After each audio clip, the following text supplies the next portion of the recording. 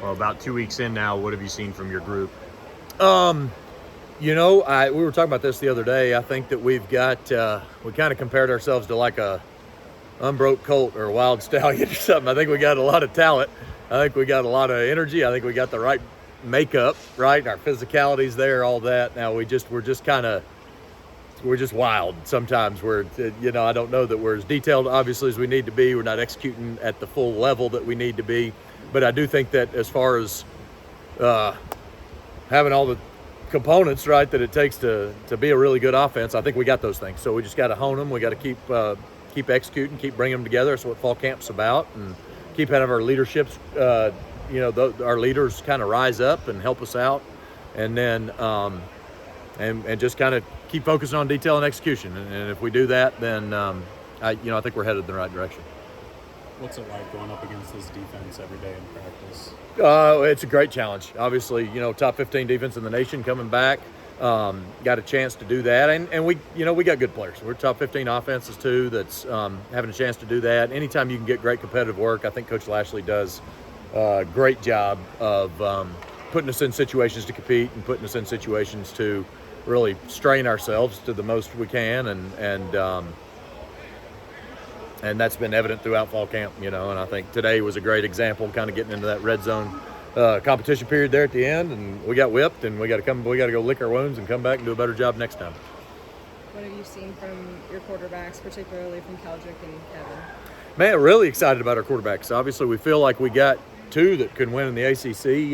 Keldrick is developing every day and coming along, and he's going to be a great support for that room, and really excited about watching all those guys develop. It's fun having Dallas kids that are invested in SMU and are invested in this offense. And I don't know how many college football programs are out there that their top three guys are all high school.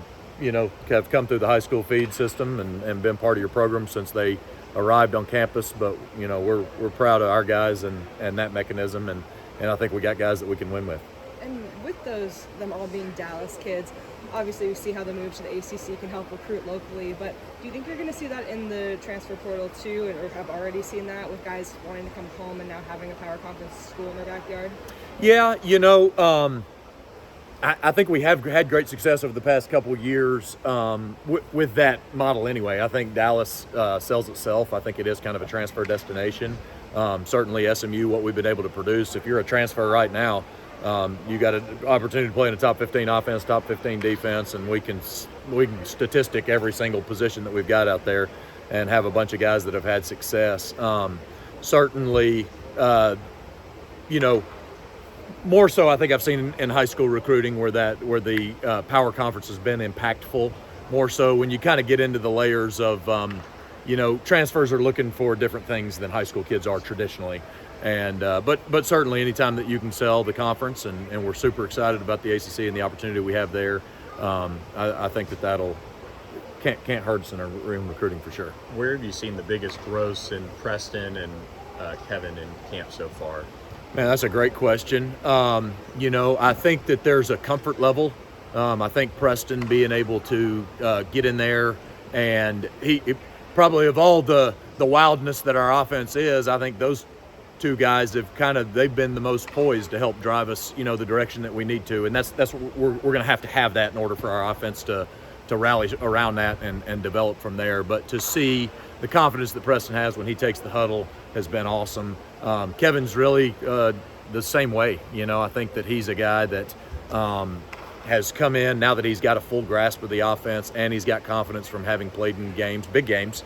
Then I think both those guys, when they take the huddle, when they speak, everybody's quiet and they know what they're looking for, and they do a great job. Both of them are really doing a nice job communicating post-snap, post-series with us about what it is that they saw and what it is that they're looking for and where they're the most comfortable in operating our offense right now. What's it been like adding Matthew Hibner to that tight end room? Man, I wouldn't tell him to his face, but it's been an unbelievable addition. So he's awesome. Better than I hoped he'd be. I knew he was a lot of things. He had limited reps through the course of playing there, and there's a lot of factors went into that. But but he's really been a blessing to our room, not just from his ability. I mean, he's got great ability, but he's a professional. He's a teammate. He's all those things that you want out of somebody transferring in that role. And I think that we're providing him an opportunity to go showcase what it is that he wants. And I think that this is one of the great stories of the transfer portal. This is why the transfer portal was created, man. You get a guy that's a college graduate from the University of Michigan that gets to roll in here and get a great graduate degree from our business school over here, have an opportunity to have success and have more of a role in football and have more of an opportunity to showcase what ability he's got. And we're sure glad he joined us. It's been kind of a search for some of those transfer tight ends to come in and help out RJ and take some of the load off of him. With Matthew and what he's shown on the field along with Adam Moore, how creative can you be with that group? In terms of I personnel? think that's one of the most exciting developments that I think we've had on offense is that tight end room and being able to find somebody, like you said, to supplement RJ. And as you go through the transfer portal, everybody sees RJ. And so, and that was awesome for Matt to be able to see what the offense really was, how it could provide a multi-tight end set, what our history has been over the past 5 years with multiple tight ends and how we operated our best with multiple tight ends that are growing and developing. You mentioned Adam Moore, who is getting better and better, and he's closer and closer to being able to take on an every down model, type of role. And so, I think that can get us in all the places that we'd like to be offensively. Anytime that you can present multiple personnel formations without having to substitute at tempo, that's I think we can be operating at our highest levels when we're given a 12 picture, a 10 picture, an 11 picture, even a 13 picture, but not having to change those guys out. And it's a great responsibility on our guys, but they've embraced it, and it's fun. It's fun for them to be able to operate and do all the many things that we have to do within this offense. But we got some good guys that are doing that. Speaking of, just what have you asked of RJ this offseason to take that next step, and then just what have you seen from him kind of taking on that challenge and doing it on the field? Yeah, I think RJ's biggest challenges was his for his own longevity and for his own sake and for his own development as a player, which then contributes to what it is that we're doing as a team, is just lifting his professionalism from all the things. I mean, he just turned 20. He's still, he looks like a grown man, acts like a grown man. We would treat him like a grown man, but he's still a young guy, and he's developing those, but understanding what it takes when you leave this building to go take care of your body and to eat and sleep the right way and to start developing some of those professional habits that are going to carry him on and make sure his body withstands the grind of what this league's going to be. And he's certainly a guy that'll have an opportunity once college is done to continue to play. And if he wants to have that, then the biggest challenge to him is continuing to develop that professionalism about how he treats his own body, and doing those things. So he's taking those steps, you know what I mean? And I think that he's trying to dig in and study more, ask older guys how it is that they rehab and prehab and get extra work in the training room to make sure that you can do preventative measures just as, it's, instead of everything being reactive or instead of everything being reliant on the fact of I'm just a better athlete than everybody else. Then, okay, now, we got to take those applications and do that. Certainly he came into fall camp 238.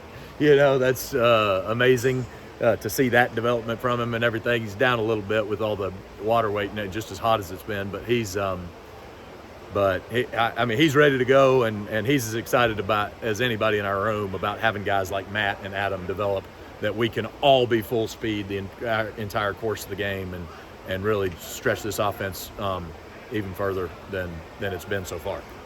In your years of knowing Coach Lashley, how have you seen him develop? Oh gosh, in every way you can. I've always he's a really good. I was very blessed to be friends with him before we got into this role, right? We came into this business together, and he was a young guy. And he and Lauren had just been married, like they celebrated their second anniversary or something, like right when I had met him. And so we're there for the birth of the boys and the girls. And they actually, my wife had been an acquaintance of his wife, so that's actually how I met her. And then now we've had our 5 kids. And so it's, he's a great coach. It's been fun to watch him develop. He's always been the same competitor that he is now, you know, and I remember those days in what we called the engine room back then when we were GAs together playing Tecmo Bowl against each other. It was just as you can see that same competitive fire now coming out and showing here. But I do think that his poise and his steadiness has grown throughout his career. Obviously, the success he's had offensively, you know, you got to be super proud of him for going out there on his own and really, you know, he was with Coach Malzahn for so long. When he got that necessary separation for both of them, you know, I thought that was really beneficial for him and his development. And it's been awesome watching. He took that and he went and what we all knew the spirit of the offense once was, he took it and made it his own, you know, and we've been able to really develop through that for the past couple of years. But I mean, he's always been a great person, you know, but to see him now elevated into this role and to have to lead the number of people that he leads, and he has influence and impact on the number of people he does. He cares about the people that are here, and he's always been that. But it's to see that responsibility, you know, borne upon him is really cool. And there's not a better man for this job right now than him. What have you seen? I know there's a lot of trust between you and Coach Lashley with Coach Justice, but what have you seen from the offensive line? Seems like it's just kind of a lot of tinkering, a lot of moving around to kind of see what guys can do and who those best. That may be the wildest of our horses right there, right? So we're all trying to just keep them together. But Coach Justice has done a great job for a long time, and he's got ideas about, you know, we got these guys. Like I said, it's kind of a raw canvas, right? We got these just raw talent, power, unbelievable what it is that they can do. All right, let's see if we can hone them in and let's put them in the positions where they, you know, it's finding the place where they can have the most success as a cohesive unit. You know, we're trying to find a way to get our 5 best players on the field.